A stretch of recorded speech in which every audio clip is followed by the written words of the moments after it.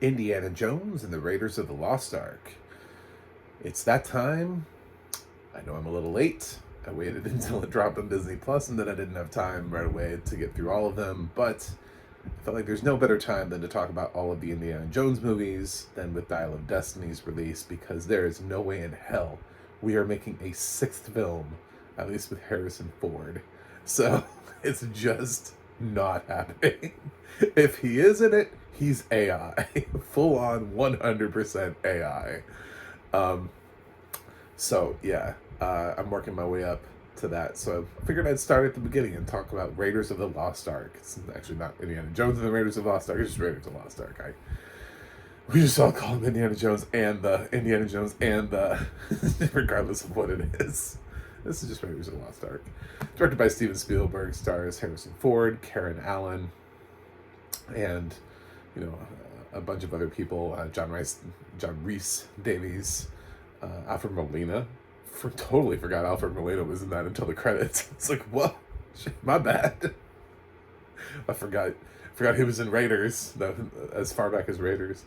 I didn't even remember him like acting that early. It's just a thing about me, like remembering like when did Alfred Molina become a thing? Like when it's like, oh, Raiders, okay, that's forgot.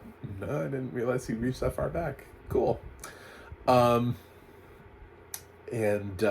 it's written from a script by Lawrence Kasdan, and of course, it has a score, and it's fucking amazing. So, everything about this film is amazing, and it's always the film that when you hear somebody talk about like, oh, we're never gonna have another Indiana Jones, there's never gonna be another Indiana Jones. It's like, I don't know. I mean, like, I don't know. Do you want things copied? Do you want to copy? Do you want like a character? Because I would argue we do have characters that have been like Indiana Jones. They just aren't going out there as archaeologists with whips looking for things. Marty McFly would be a great counter to that throughout his trilogy. In that you didn't really need more than one Back to the Future movie, just like you didn't really need more than one Raiders of the Lost Ark. But when they went on further adventures, and they really are further adventures. They don't feel like that they're necessarily have to happen in order for you to enjoy the film. I wanted to say Neo from The Matrix, except what they did with Reloaded, Revolutions, and whatever that last thing was they linked the films together in a way where they feel like you're still in the same film. Sort of like Lord of the Rings. It's really a trilogy. But the Indiana Jones films don't feel like that. They feel like they're just stories where time is taking progression, but they are individual adventures that you could just take on your own. Case in point is I actually watched Raiders of the Lost Ark and Temple of Doom back to back, and oh my god, they are totally different. It's almost like Whiplash when you go from one into the other. You're like, wait a minute, what? Like new characters, and the characters who supposedly have been there the whole time, they're like, yeah, this is my friend. What are you talking about? Oh yeah, this is a little 4-year-old kid who's picked my pocket and I kept him. Like, I just watched your last film. These characters are not mentioned at all. What has happened? What happened to your life? So, yeah, Back to the Future kind of feels a little bit like that. So Marty McFly would actually be my answer to that. Not great that I haven't come up with an answer to that. I do have one, but people would get way too mad. Way too mad. So I'm not going to say it. But there is another one. I'm just not going to say it. There is one, I promise you. There is another one who follows the same formula of original character created for a film who's had sequels. The sequels are all different adventures. They don't necessarily have to. They can stand alone as films. They don't necessarily have to. There is a character. And no, it's not a spy franchise. It's not a character that feels like it came from something else. So, yes, I'm not going to say it though. I don't want to anger people.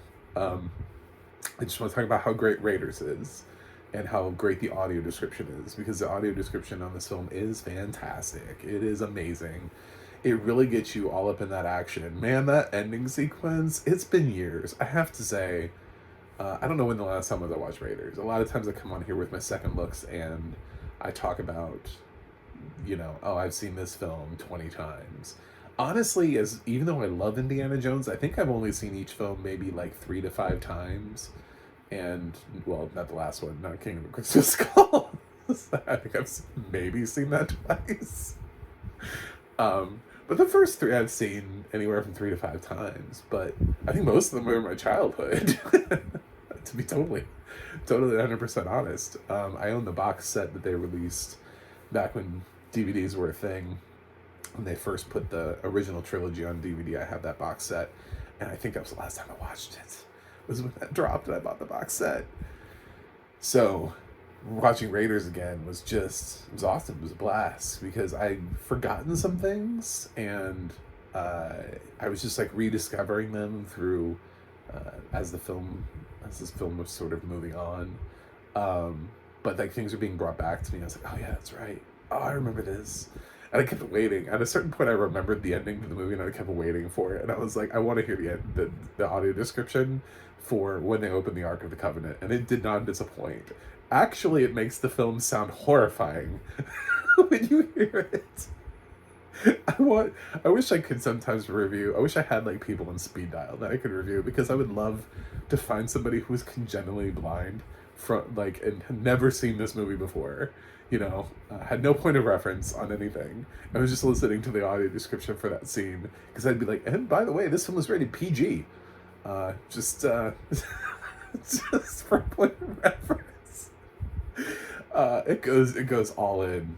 The audio description makes it seem, I know it kind of seems a little cheesy for like a 70s movie, but man, this sounds traumatic for children. The way it's described with people's heads exploding, somebody's face like caves in on itself. And they're things that like you hear in horror movie descriptions, but you're not used to hearing in like a PG Indiana Jones film. It gets really intense at the end. I was like, oh, I mean, I guess that's an accurate description of what happens, but this sounds really hardcore. So I enjoyed it a lot at the end there. With all of that nonsense was fantastic. I love Indiana Jones. I don't know. It's a great film. Karen Allen and her aggressive alcoholism here as Marion is just celebrated. It was just a different time. I mean, every time people hear that, they're like, oh, that's an excuse. It's like, no, it really was a different time. We didn't really think about things like putting alcoholism front and center in films and just being like, yeah, it's fine. It's just how it is. Shaken, not stirred, right? We just, Marion just drinks like a fish. And that's like her superpower, is to just get absolutely, wasted and make sure that other people are not. So, it's amazing that she makes it to any later film with, the idea that she didn't just get cirrhosis and pass before, I don't know, Last Crusade. She probably should have gone from stage 4 liver cancer. Anyway, it's a great film. I was thinking about how under-recognized Harrison Ford is as an actor, yet how iconic he is. He creates all these iconic characters that we don't really know what to do with. So I was sort of browsing through the list of accolades he's gotten over the years, and a lot of them are like these honorary awards and lifetime achievement awards, because for the most part, people don't want to give something like Indiana Jones or Han Solo, an individual nomination, but we respect it and we realize that he's created something that's iconic and will stand the test of time, and that he was part of the reason why that film worked. Yes, there's something to be said here, very true, that there's a lot happening for this film, and this was early on in Harrison Ford's career, and I hate to say it, Harrison Ford fans, but probably we could have had somebody like a Tom Selleck in this role. And if we had never known what Harrison Ford was like, Indiana Jones probably still would have worked. That's because it's directed by Steven Spielberg, has a script from Lawrence Kasdan, and has that fantastic score by John Williams. So it literally has all of the makings of a phenomenon with or without Harrison Ford at a time in Harrison Ford's career when he was just starting to take off, and he was sort of he wasn't unknown at this point, but he was lesser known. You could have easily swapped him for somebody about the same level, like a Tom Selleck, and I think the film probably would have worked. I don't know what that film would have looked like, but yeah, I don't think I don't think it's so impossible just because of the talent involved with this film that it would have just flopped without him. But you can't deny that he's fantastic in the role, just like he's fantastic as Han Solo, just like he's fantastic in Blade Runner, just like he's fantastic in Air Force One, and a whole bunch of really entertaining films that we just don't know what to do with. You know, he was a great Jack Ryan, but he never got an award for it. So, yeah, he's very under-recognized as an actor, and Raiders is an example. I love the fact, I wish I could also like co-review at the same time, that I could find it and get it with audio description, the kids that remade the Raiders of the Lost Ark film, like slowly over the years. I think that's so cool. And yeah, I mean, this is so easy. This reminded me of current films nowadays, like Sisu, where you have a character and you're like, I don't know, who does this character fight? And you just, Nazis. The answer is always Nazis. If you can't figure out a villain, like, it's just make it the Nazis. Because it almost always works. It's really simple. It's a villain that will not get any sympathy from the audience. So that's sort of what, like, Sisu, like we knew nothing about Sisu. He just appears in Sisu. He's just like, he has no backstory or name. He doesn't talk. And we're already rooting for him because the people he's killing are Nazis. So it's really easy. That's why we fight Nazi zombies in things, you know? Like, that's why it's always that, is because there's like a really easy target. So when you incorporate that he's looking for the Ark of the Covenant and trying to beat the Nazis in Raiders of the Lost Ark, it just feels right. It just feels like, yep, we're rooting for India. Do you know anything? I don't know about this guy, but I mean, he's racing against time against the Nazis. How do you not? You can pretty much redeem anybody by putting them up against that. You know. So yeah, it was a nice, easy target for him to fight, and a lot of chauvinistic behavior happens with Marion, and them passing around and men talking about, like, she's my prize. You promised her to me. She's just like a physical object that's being passed around and used, and again, this is like 1936, so yeah, okay, yeah, so feels like probably women were objectified a lot in 1936, and things like that happened to women. So as badass as Marion thinks she is, she's still just being looked at as a piece of what, and it's up to Indy to save her. The one person she doesn't like is the only person who sees her as an actual human being. So it's complicated. This film is a blast. The audio description is fantastic. The chase scenes, the I don't know, everything. The all of the times where there are snakes on snakes. Why did it have to be snakes? Every little thing throughout the film, all of the gunshots and everything. But I gotta say, the audio description just really takes off there at the end when they open the Ark of the Covenant. and like the lightning is like traveling between people's heads, and just I don't know, it sounds way more violent and gory than it did. If you just describe that to somebody, it's like taking something out of context. I've seen a lot of these, not to get political, but these parents that are taking these books in and they're reading like the one passage from like a 300-400 page book completely out of context to try to get a book banned. They're like, "Have you read this scene? Oh my god!" Like if you just showed somebody or read the audio description for the Ark of the Covenant scene, people would be like, "No, I'm not taking my kid to see that. Are you kidding? What are you talking about?" But I remember watching it as a kid and like being like, "Meh, eh." Temple of Doom was the effects were a little bit different and it felt more realistic, so that's why I earned a PG-13 rating. But this was not nearly as traumatic as it sounds. It sounds really, really, just horrific. So, kudos to the audio description team for bringing so much adventure to Raiders, a film I haven't seen in, I don't know, probably 20 years. I hate to say that. I feel like I've somehow failed at life, but I think it's been like 20 years since I've seen Raiders. And yeah, I had a blast, and this is a classic.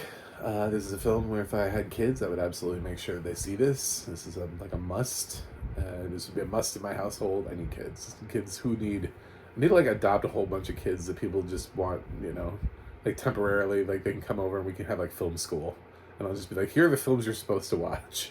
Let's watch them. Raiders would absolutely be on that list. I think anytime I run into somebody nowadays who hasn't seen Raiders, I'm just like, why? I understand it's old, but why? Like when I was a kid, I still watched some older movies that were made, like this one, by the way. I'm not old enough to have seen this when it was released in theaters. So this actually predates me, and I've seen it. So this is a great example of me saying that even this film, but like Jaws, Psycho. I mean, there are films that you have to see, and Raiders is one of them. So, and then from there, just if it's not your thing, then don't watch the sequels. But you gotta at least watch Raiders. You gotta understand conceptually who Indiana Jones is. So I hope Dial of Destiny is not the only Indiana Jones thing that some people have seen, because that's really depressing. It's not directed by Steven Spielberg. It's just everything's wrong. Anyway, I've talked ad nauseum about this and my love of this. When I was a kid, my parents took me to this thing, and it's like early Photoshop where you could choose, and they'd put your face sort of like on a mug, but they could put you into certain scenes. I kind of remember like some of them were like sports scenes where you're like making a touchdown or you're throwing a pitch or something at a baseball game, and one of them was Indiana Jones. Of course mine was Indiana Jones, because even as a kid I loved movies, always loved movies. And so I used to have this really kind of shoddily made plastic mug that had an insert of me. I finally got rid of it. I don't know, it's like getting my like 25 to 30, I just couldn't look at it anymore because it looks so bizarre to me as an adult to see my like 8-year-old face on Indiana Jones's body. I was like, what is this? Why is this a thing? Anyway, it was weird, but I'm sure when I was a kid, I do remember loving it as a kid, and I put pencils, I never drank out of it. I had to keep it pristine.